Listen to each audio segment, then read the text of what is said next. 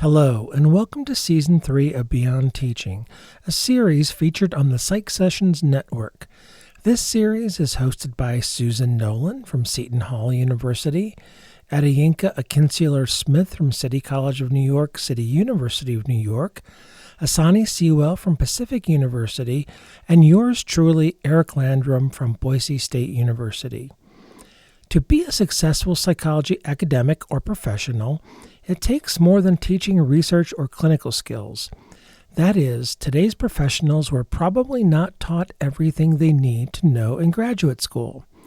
The Psych Sessions podcast, Beyond Teaching, strives to fill that gap. We chat about the topics we need to know about to be successful in our careers, but we didn't know to ask about in graduate school. When we don't have the expertise among us, we go out and find someone. And this is particularly relevant in Season 3. These 10 episodes were recorded from June 7th through November 2nd, 2021, and they are being released starting December 29th, 2021, and Season 3 will finish on March 30th, 2022. What are you in for? Oh, the places we'll go.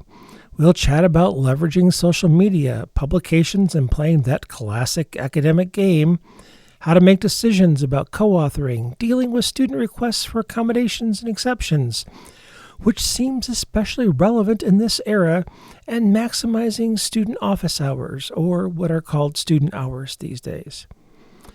Also in Season 3, we invited a number of guests to come on the podcast and share their expertise with us.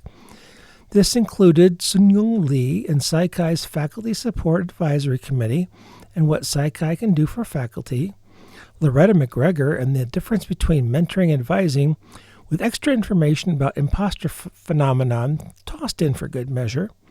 Sandy Jenkins and James Lane share their experience from 2 accumulated careers about clinical supervision, and Beatrice Krause shares her delightful adventures in retirement, which depart greatly from our retirement stereotypes or typical tropes.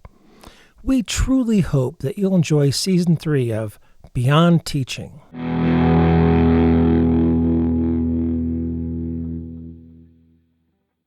So, never. Welcome to another episode of Beyond Teaching. We have a special treat today. We have a guest, Dr. Loretta McGregor from Arkansas State University. And we're going to talk about, I believe, mentoring versus advising. Do I have that right? That is correct. All right. And Susan, what was the idea there? We're going to each introduce ourselves to Loretta, or just have Loretta introduce herself to our audience? What's your Well, why don't the rest of us co-hosts introduce ourselves and then turn it over to Loretta to kick us off? I'm Susan Nolan from Seton Hall University. Asani Sewell from Pacific University. I'm Yinka Akinseler-Smith from the City College of New York. And I'm Regan Garone from Oregon State University, and I'm so pleased to be here with you today. Regan, you look so much like Santa. I mean, Eric. Well, we've hung out together in Kansas City, if you'll remember at one time. Yeah. I do have dry rub, and I'm very happy to see you. In another life. So, Loretta, thanks for being here with us today. And when we published Season 1 of Beyond Teaching, I think you were one of the people who favorably reacted to that on Facebook. So thank you very much. And then I think we mentioned some blurbs about what would be coming up and some topics for the future. And you were all over when we mentioned mentoring and advising. So before we get into that, just tell us a little bit about the institution that you're at, what you teach, your research area, because I think that would be interesting to folks as well. Okay.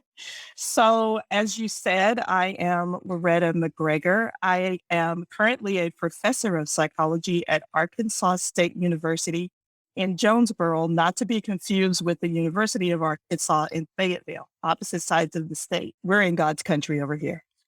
But anyway, I am, as I said, I am a professor here. I teach psychology. And my area of research that I've been focusing on, and I'm trying to convince myself to write this next paper, is the imposter phenomena. And I just want to say it is a phenomena and not a syndrome. because people kind of get those things mixed up. It's not a clinically diagnosed disorder that is in the DSM, but it is considered a phenomena that we are continuing to study. If you're not familiar with the imposter phenomena, it actually explores why people who are successful and very good at what they do oftentimes feel like they are an imposter. They are fearful that others will somehow figure them out one day and that it will all come crashing down. And these individuals really are very good at what they do, and they deserve all the accolades and they deserve all of the attention that they get. However, they sometimes feel like they do not deserve. So have you ever come across or met anyone in higher ed that does not suffer from imposter phenomena? I have. I have. Um, this is just anecdotal, but it does have literature to sort of bear it out. Quite often, the people who I have met who do not exhibit that are often males, and they are often white males. They are very confident in their abilities, and they want others to know about their abilities and how good they are. And so they typically don't exhibit the imposter phenomena that you typically see in females and that you typically see in people of color. Did you forget one word in there? Narcissistic white males, perhaps? No, I didn't forget that word. Maybe I can add that one. So, Loretta, talk about the difference, if you will, between mentoring and advising. Okay. Really, if that make a difference? Or you know what? You're the guest. Go wherever you want. I mean, you can go, dry rub versus wet rub in Kansas City barbecue if you drive, you know? No, I mean, we had barbecue for the 4th, and I think I'm barbecued out at the moment, but thank you for the invitation. I would like to ask the other co-hosts if they have any questions, and if so, to tell them to feel free to jump in at any point, because I can ramble on with Eric forever. We've known each other like forever. But your first question was, is there a difference between mentoring and academic advising? And I'm saying academic advising as opposed to just advising, because that's been my primary focus with my students. And I think there is a huge difference between academic advising and mentoring. With an academic advisor, this is a faculty member or a staff member who is contractually obligated to help you follow the guidelines set forth in your university's catalog or wherever they have this information stored about obtaining a degree. And so they are to help you navigate that, because a lot of the times it's in higher ed lingo, and students who are new to academia and who are new to university sometimes cannot interpret it adequately. So that is why you have an academic advisor. Their goal, again, is to help you obtain your degree. And contractually, they are responsible for helping contain you. In their job description, it is typically noted that is what they are supposed to do. A mentor, on the other hand, may or may not serve as your academic advisor, but a mentor is someone who is interested in your overall growth, not simply your academic growth and achievement, but they're interested in you growing as a person, and they are interested in your career, your future, and they're interested in you growing to be a good person overall. So, Loretta, I actually want to jump in and just go back for a minute to that whole concept of the imposter piece, because I'm really intrigued by it. Two questions, because at various points, and I still feel this, does one ever recover? A, and B, what do you do to recover? So are you saying recover as in completely get over this, or are you saying recover as in become aware of it and able to effectively maneuver and manage it? Okay, I like the second one. Let's go with that one. Okay. So in the literature and in my research, what I have found is that people can become knowledgeable about the behaviors they engage in that are similar to imposters, and they can learn how to navigate those more effectively. A lot of it becomes cognitive in that you have to learn how to change your way of thinking. And so to answer your question, yes, people can become aware of it and they can circumvent the behaviors that may sometimes haunt them and may possibly lead them to self-defeating activities and behaviors. Did I answer your question? Yeah, no, I'm just kind of, as you're talking, I was just kind of thinking how, in my own case, just at different phases of, my academic career, it's been a little stronger, if you will, than other Absolutely. places. Yeah. Yeah. Yeah, and it typically does show up in terms of your profession as opposed to other areas of your life. And it's not uncommon to have it wax and wane over periods of time. There are times where you will have these very strong feelings of being an imposter versus other times where they may not surface because you have somehow managed to prepare yourself in a way that they just aren't necessarily surfacing. And it could be what is at stake. It could be what is it that you are attempting and what are the stakes. And the higher the stakes, the more likely you are to probably exhibit those imposter feelings. I also think those imposter feelings can be task or domain specific. Yes. So, the first time I became department chair, total feelings of imposter phenomena. First time I wrote a grant and didn't get it. And the second time I wrote a grant, the first time I got a grant, then I had to do the work, And first time I tried to write a textbook. I mean, those first time attempts at new things within this career, I felt like an imposter each and every time until I had done it, or some things I tried to do and never was able to accomplish those things. So I think for me, I can see imposter. It's not for me. It's not one big imposter phenomena. It's always been a whole bunch of imposter phenomena. Some I overcame, and some I never overcame. Yes, and that is fairly accurate in terms of what the literature has shown. But the thing with the imposter phenomenon, though, is that it's not simply just one event. The phenomena itself is that you have this continuous experience of it. And there are times when, again, you go about your daily life and you're doing the things and you don't always feel this way, but there is something that maybe triggers it.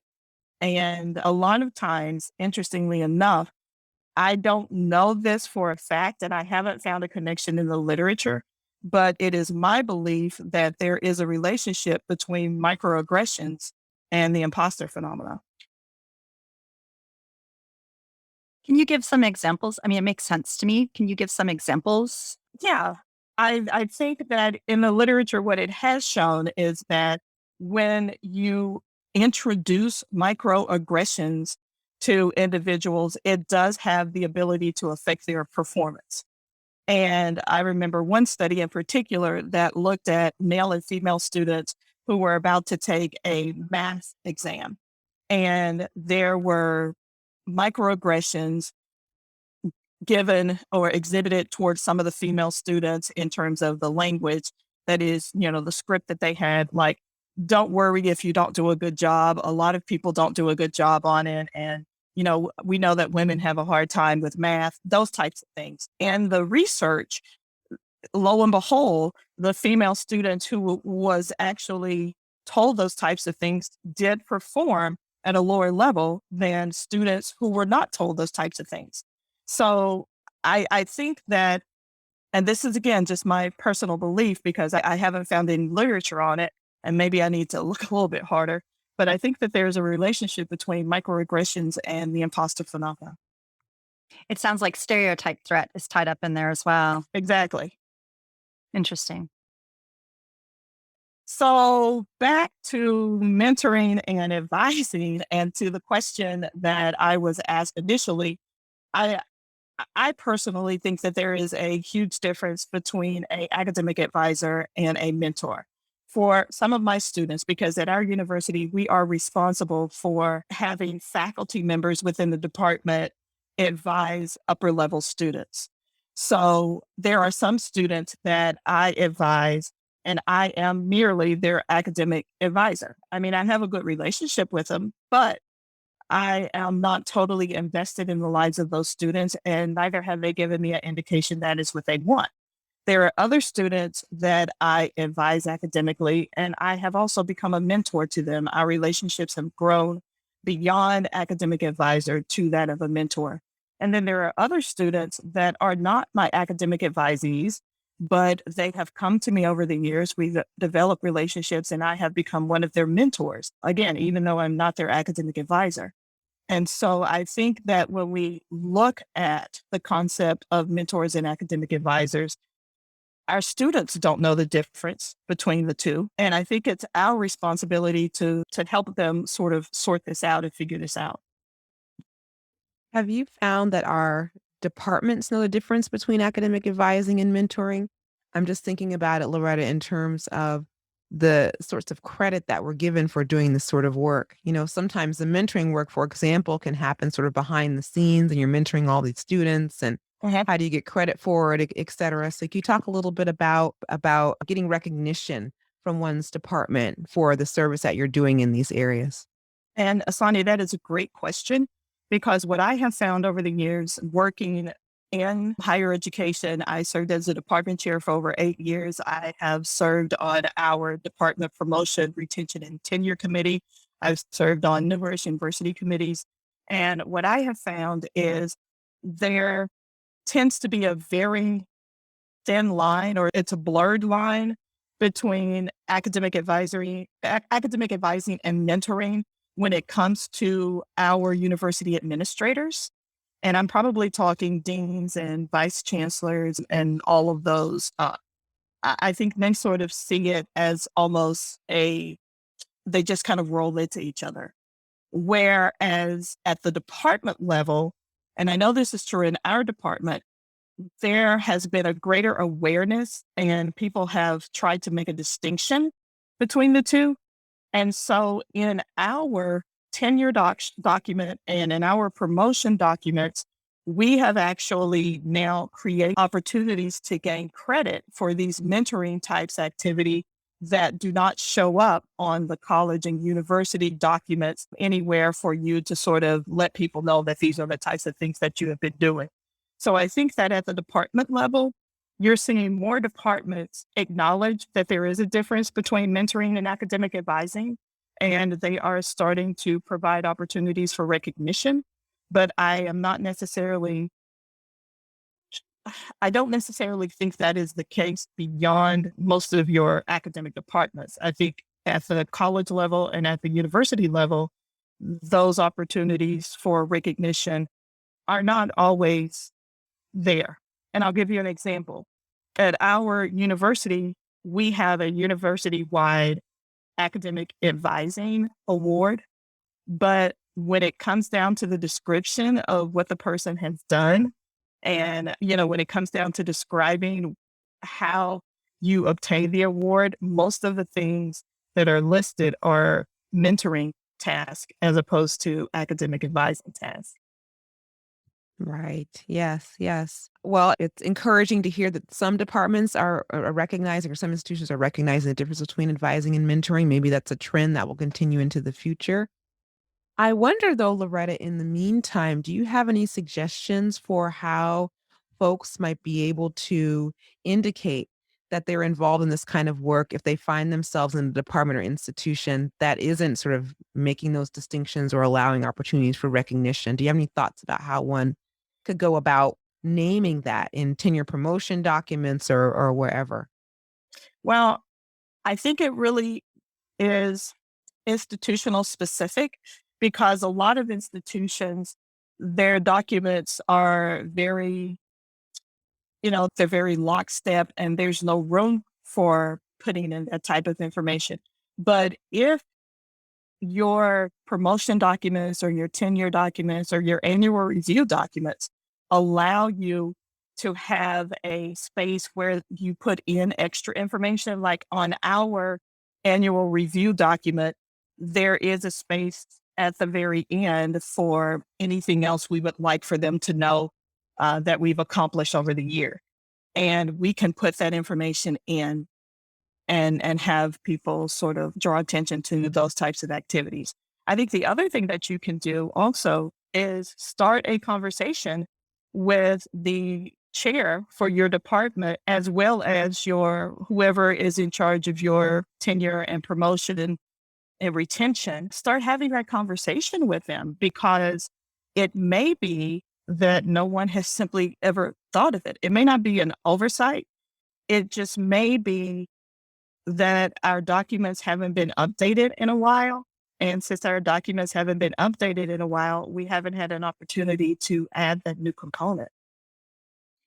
I also was just thinking, I love this conversation because it's spurring all these new ideas. This is something that you can embed perhaps in a teaching philosophy in that section of a promotion package, because mentoring and advising all sort of wrapped up together are a really important part of teaching. So that would be one way to showcase it. I think that's a great idea. And making a distinction specifically, though, in your teaching philosophy about mentoring and academic advising. And it could be something as simply as something where you make a transition, where you start talking about academic advising, but then how you have also become a mentor to students and give specific. This also, I have a question for you too, Loretta. When you meet with a student for advising, do you have any sort of spiel that you do about what they can expect from that, or, the fact that it can go sometimes beyond just academic advising about courses? Is there something you do when you meet with a student for the first time? Yes. So when I meet with a student for the very first time, I do the, basic stuff about, do you have our checklist? Do you know what is required for our degree? And then we have an online system that allows the students to go in and look at their degree plan at any time. And so I walk them through how to use that.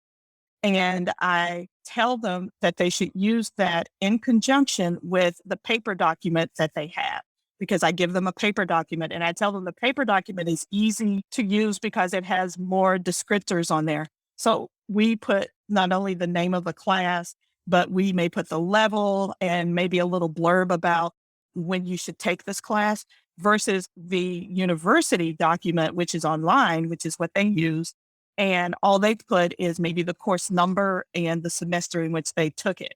So I explain the relationship between using the online document that the university has for their degree plan and then using the one that we've created for our department. I then explain to them the importance of creating not only their schedule for that semester, but thinking in advance and maybe creating a schedule for the remainder of their time here. And so I explain to them how beneficial it is. And I give them examples, because I have former students now over the years who created these documents for me. And they send them to me because they're so proud of themselves. They're like, oh my gosh, I did this. And here's my 4-year plan. And I also explain to them that this is not a binding. If they create, this is not binding, that it simply allows them to see which courses they need. And there are some courses that are only offered certain semesters, like only in the spring or only in the summer or only in the fall. And planning at this point and laying it out helps them figure out that, okay, I can only take this course in the spring. And it reduces some of the anxiety that they may have later on when they decide to enroll in that class. And lo and behold, it's the fall and it's not offered. So I do all of these things. I probably spend a good 20, 30 minutes with them the very first time. And then I remind them when they are to come see me for their next academic advising appointment. And then I have created a merge letter that I use, and I email it to all of my advisees twice a year before academic advising starts. And I tell them, okay, it's that time of year. You got to make an appointment to come see me. And then I do my appointments online through a scheduler that we have. And I remind my students also that when they come, they must have a schedule for the upcoming semester prepared, or else I will not visit with them and they will have to reschedule. Okay, so here we go. Now we're getting to the good stuff. So, Loretta, I adore you. You know that. How many majors at Arkansas State in psychology? We've got about 500. And yes, I know exactly where you're going with this. So I actually don't. I don't think you do, really. Okay. And how many faculty members are doing academic advising? In our department, everyone does academic advising, but we are split with counseling. So we have counseling faculty also. I think we have 12 full-time psychology faculty members. I think that's right. So let me use this politely and respectfully. The spiel that you just described, based on Susan's question, is this really a good use of your doctoral level expertise at this point in your career to repeat that spiel over and over again? Couldn't a senior level psychology major trained and supervised by a professional advisor deliver that same spiel and give that same advice? They probably could. Actually, I know that they could because I've trained senior level students to actually do this. Oh, And they've been very effective in doing so. However, one of the things that we have found is that the students really, how do I want to politely say this? The students are more likely to do the things that we say if the person who is telling them to do it is someone that they see in an authority figure, i.e., a professor. They're going to talk to other students anyway. But it's just like anything else. When you really want to know the truth, you try to go to the source or who you think is in charge or who's at the top. In higher education, especially with those incoming students, they still have this ethereal kind of, I don't know, idea about what a university professor is. And so if I speak to them, it's like, oh my God, she spoke to me. Oh my God. And so it tends to be fairly effective. Is it a good use of my time? I don't know. I probably could be doing other things with it. But for me, if you are looking at how faculty members fall on a sliding scale between academic advising and mentoring, I probably am more on the mentoring side. I really do want my students to succeed. And I do try to go the extra mile for them initially. Of course, there's no doubt about that. Anybody who gets mandatorily assigned to you as an academic advisor is a lucky bird. Absolutely. No doubt about it. But I'm talking about what you could be devoting to course prep or your research agenda, your scholarship, your community involvement. How many advisees do you have, give or take? Officially, probably 30, 40. Unofficially, you can probably add another dozen onto that. So you've got 40, or you're giving the same spiel. No, that's only to the students initially. Okay. You're giving the same initial spiel 30 or 40 times.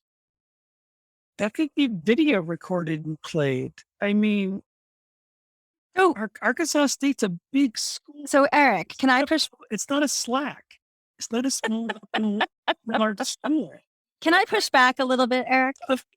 You love to. I mean, it's an empirical question, but I wonder to what degree having that relationship with the faculty member aids retention, because a lot of students are, not coming to office hours for various reasons. They might not understand. I'm trying to call my office hours student hours now to get it across what they are. They might not understand what they are. They might be afraid to go. I've had students ask me for a letter of recommendation that have been in one giant class. And when I try to, tell them I'm not a good choice and help figure someone out for them, it becomes clear that they have no relationships with any faculty members. So exactly. This forced relationship with Loretta or another person in the department or any of us could be helpful? I think if you're lucky enough to get Loretta, it's amazing. But I'm telling you, we've done the same model at Boise State before. And not all of our 12 were equally motivated or good at delivering advising services. And they weren't all as good as a Loretta at being advisors. And they weren't all as easy. They didn't make their calendars as accessible in the times where we did that. And so, But you will find that anywhere. I mean, you find that here. but there are other models to deliver academic advising is what I'm. There are lots of other models, even within the same campus, because I know that in another college, they do have professional academic advisors who see all of their students up until maybe their junior or senior year. And then those students are sent to a faculty member just to make sure, but they still have to go talk to their academic advisor, because my daughter is an academic advisor. And in her college, she sees students from their freshman year all the way to their senior year. She does graduation checks for them. She has these relationships with them. But, in our college, we tend to be a smaller college. And we know that for our students, it really does help with retention. And you also have to think about where you are. We know that we are in a Delta region of Arkansas, which is technically one of the poorest regions in the country. And a lot of our students come from very small schools. Some of them are even homeschooled. And so coming to a campus like ours can be very daunting. Finding someone there who is a adult figure and who is taking an opportunity to sort of work with you, that could be the difference between you trying to stay in school and maybe crying and wanting to go home every weekend. I don't deny anything that you're saying, Loretta. I just do hope that someone on your campus is doing those retention studies and making sure that the investment is worth it. They're lucky to have you if they get you, but that's a big lift. Oh, I'm sorry. Go ahead. Go ahead. Push back. Just the Sani. Go ahead. I could see Susan on the screen. Let's push back. I wasn't going to push back necessarily, but I was going to maybe, sort of nudge it in a certain direction, which is, Loretta, I can tell you're so terribly passionate about academic advising and mentoring. And I would love to hear about how you arrived at this particular place, because there are good academic advisors, there are bad academic advisors, as we've been sort of saying, and you clearly are someone that's good. And so how did you arrive at this place and decide that this was going to be kind of a passion project for you? What got you into this work and sort of what keeps you motivated in doing it? Okay. And I think that that's a very fair question and a good question. I would like to say on the front end that I think I have an advantage that allows me to be able to do this work at this stage of my career. I am a full professor. And so I've done all of the things that I need to get to this point.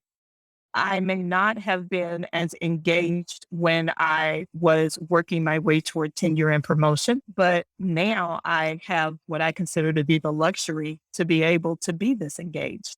But to answer your question more directly, what got me here? I had very good academic advisors who also became my mentors. And it amazed me that other people that I encountered during my training years did not have that type of relationship with faculty members. They had an academic advisor, but for some reason or another, it did not progress into a mentoring relationship.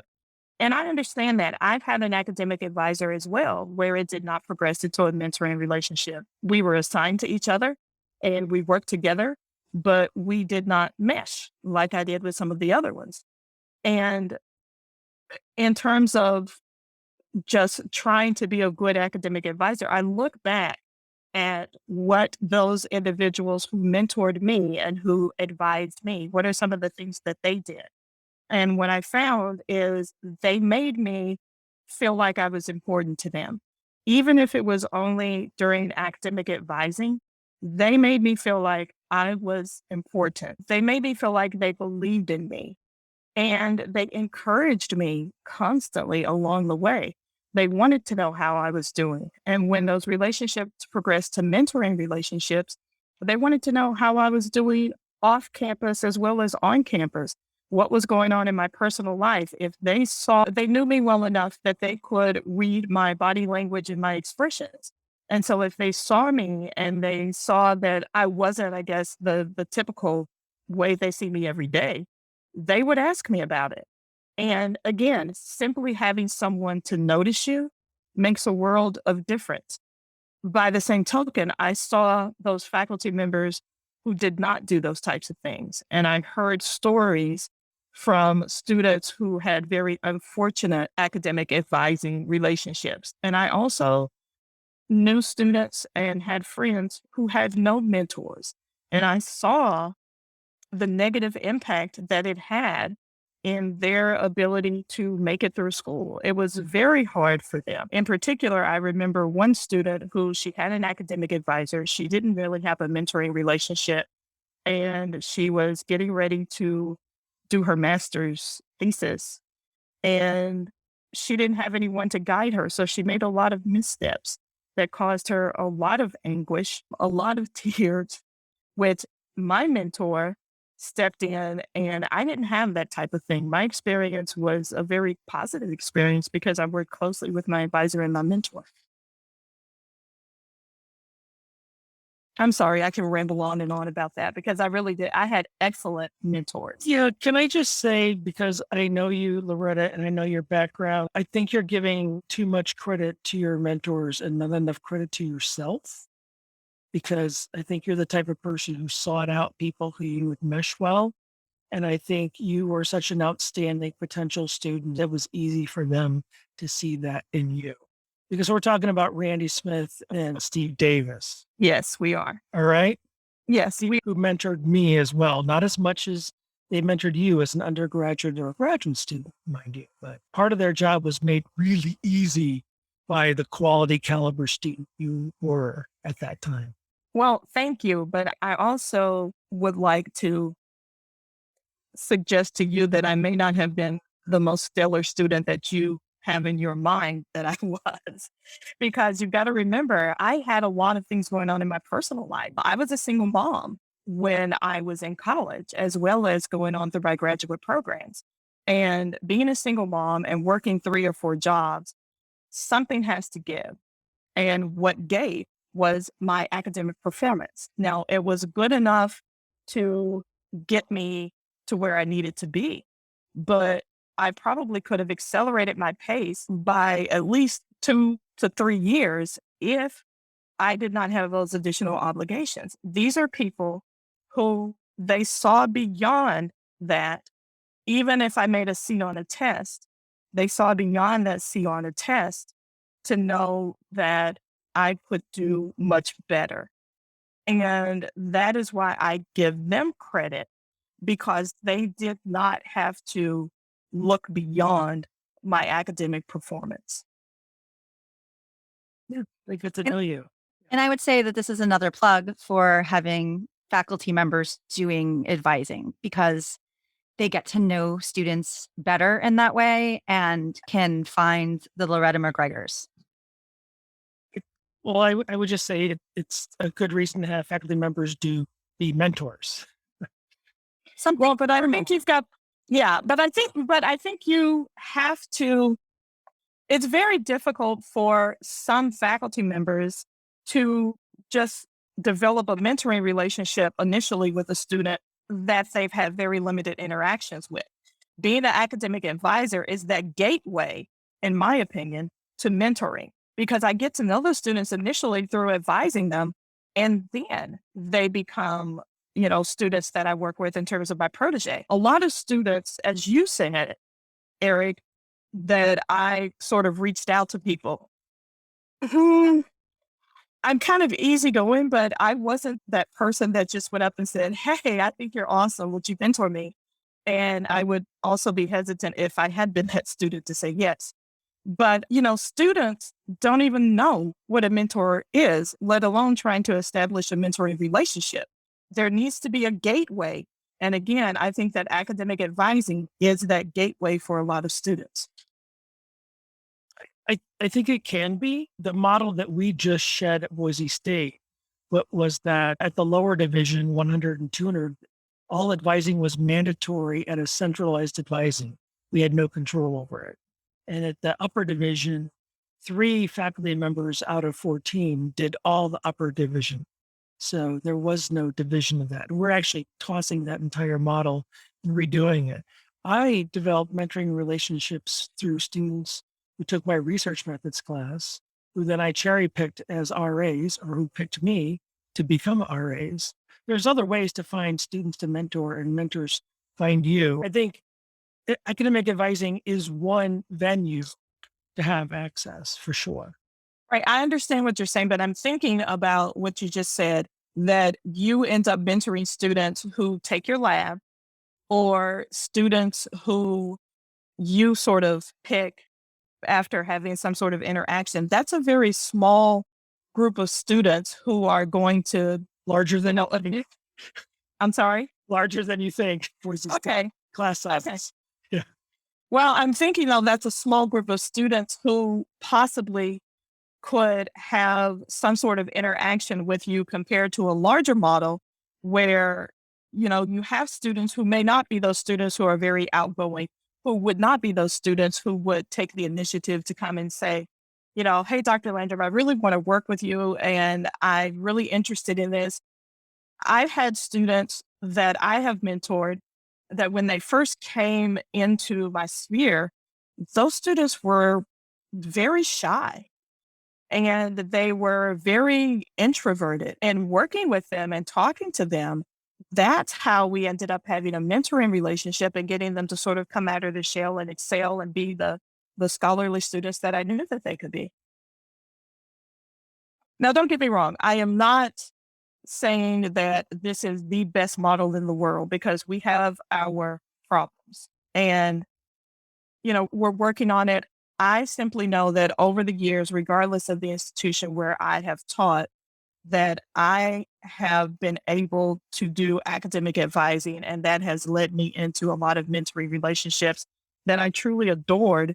And now those individuals that I mentored years ago, I consider to be very good friends.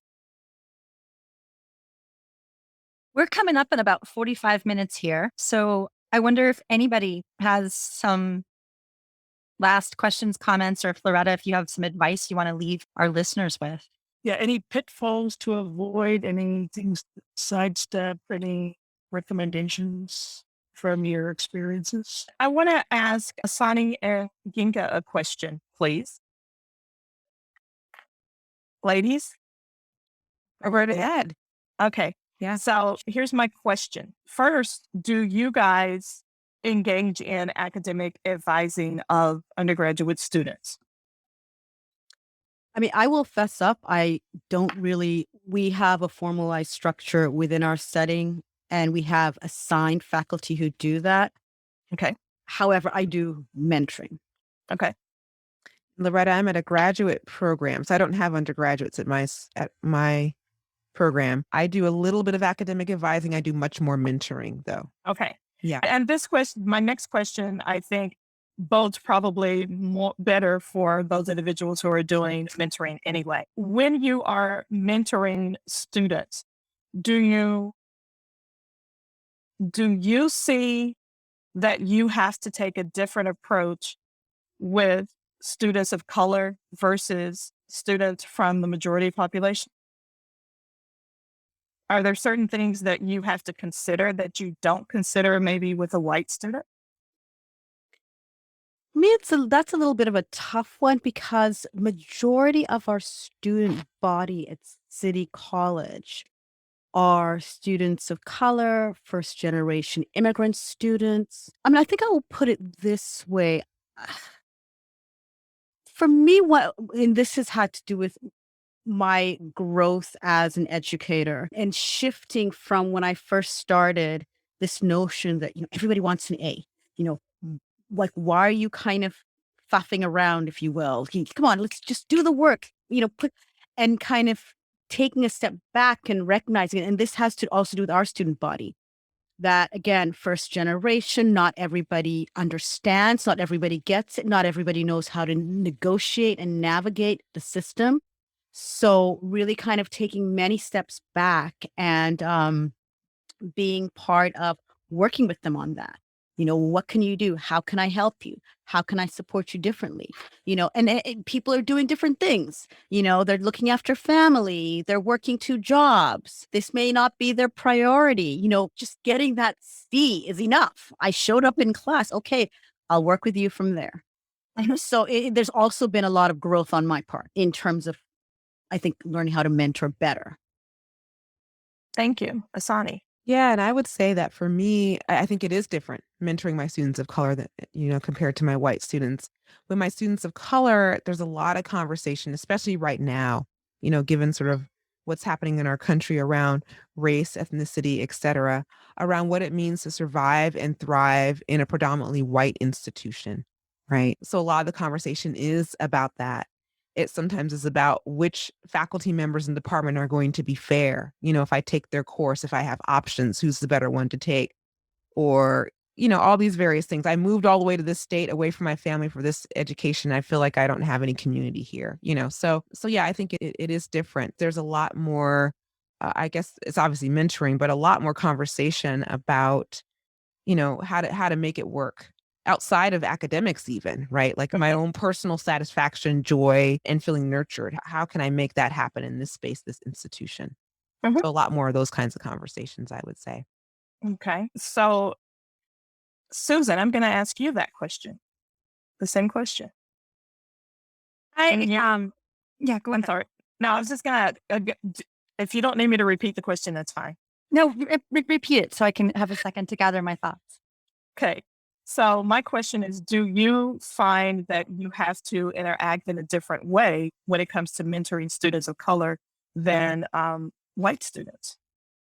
So I think over the years, even before this real reckoning came to a head over the past year, but I think over the years, I have become more attuned to being there and supporting students of color, students who are immigrants or from immigrant families, students who are LGBTQ, students who have different experiences for me as a white cisgender straight woman. And I've become more open about my identity and just sort of acknowledging that's where I come from and trying to find ways to connect students with resources if they need them or groups on campus that could be supportive. And it's something I think about a lot. And I also worry a lot because I don't want to not do that for my students, but I also worry about doing something wrong sometimes. Am I going to say the wrong thing? Is it okay for me to acknowledge this? But yeah, it's something I think about a lot, and I need to keep growing in that area. So it sounds like you all would say that you really think that it's necessary to approach your students of color maybe in a different manner when mentoring them or even when advising them than the way you approach your white students. Is that accurate? Yes, I would say so. Eric, your thoughts? I'm glad you gave me time to think about this. I don't think I have to. I think I should, especially in this era. But maybe I should have been all along. I have so much to learn, and I want my students of color to have every opportunity that every other student has. And I also have to be willing to make mistakes in front of my students of color like I make in front of my white students. So I would say I'm probably a little bit more careful only because I don't want to be offensive. You all know that I like to joke and I like to kid and I like to tease. But this is an era where I need to be careful about that because you just don't know how you could hurt somebody accidentally.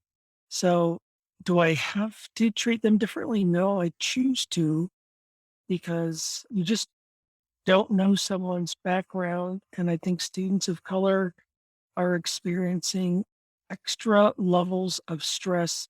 I think they've always experienced stress and strain and difficulty, but for whatever reason with George Floyd and current events, it seems extra to me. Or maybe I'm just noticing it for the first time in my adult white life. So I'm paying more attention to it. I think that's a unsatisfactory answer, but No, it's my honest. I think it's an honest answer, and that's all that I was seeking. I know that for me, over the years, I really have focused on the intersectionality of race and gender and SES because that mixture, that milieu of those three really do affect each student in a very different way. And a lot of students of color who come to university, some of them have great disadvantages that unless you think about how those things mix together, it could interfere with their ability to perform and it could have definitely interfere with their retention. I know that for a lot of students of color, especially in the South, we still have a very collective mindset. And I have written before that when these students come to campus, they bring along all of their family, their familial issues with them. And faculty members aren't always very understanding about that. But when you've got Nana at home who's sick, and Nana is the one who's watching your kid, and if Nana can't watch your kid, you can't go to class. Taking these kinds of things into consideration, I think, make a huge difference in terms of being able to effectively support students. I would say even if you did make it to class, focusing Yes. may be very hard. Yes. The new variable I'll add to that list, Loretta, that our new president is focusing on is rural. Rural students is the new variable to add to SES and gender and race. See, that's just a given for us. Yeah. But rural versus urban, and Idaho is so rural that we have to think about rural advantages and rural disadvantages. Exactly. And the same thing is true here in Arkansas. The majority of our students are from a very rural community. And that is actually, circling back here. That's why we do academic advising the way that we do it. Because again, we know that these students are coming from very small communities and they need all the support that they can get, regardless of race, regardless of ethnicity, regardless of SES. Community and a sense of belongingness are the key variables in rural students' retention at university. That comes from the literature. It is. It definitely is. And I see that every day. We should probably wrap this up, right, colleagues? Wow, Just what a check wonderful great. conversation. Thank you. Screen. Thank Loretta, you guys. I think it's unanimous. We're going to have you back, and you can pick the topic. It'll be potpourri, It sounds like we may need to come back and do a little bit more on imposter phenomena. Yeah. Yeah. Maybe that will spur me to finish this article I'm writing and to develop this new research project. Great. We also like how this is very kind of meta because beyond teaching, we're talking to our colleagues about things that we don't get taught in graduate school before becoming professors. And what we're talking about today here is about mentoring our students, our undergraduates and graduate students, and what they're not taught in the classroom, but they need to know. Yeah, absolutely. And I think one of the things that we have to get our students to also understand, and I have started telling my students this, is that the majority of your growth and knowledge is going to take place outside of the classroom. And our students, believe it or not, they don't know that. And some of it might even happen after they earn their bachelor's degree. It could, but they can't think that far ahead. Well, thank you all. This has been delightful. Thank you, Loretta. Guys. Thank you. Thank you so much for having me. It was such a joy.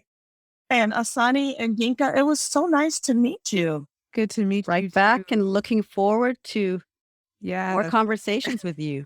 Yeah, and maybe we'll get to meet in person at some That would be wonderful. I'm getting carried away. IRL. All right. Thanks, everybody. Thanks, guys. Bye-bye. Bye. Bye.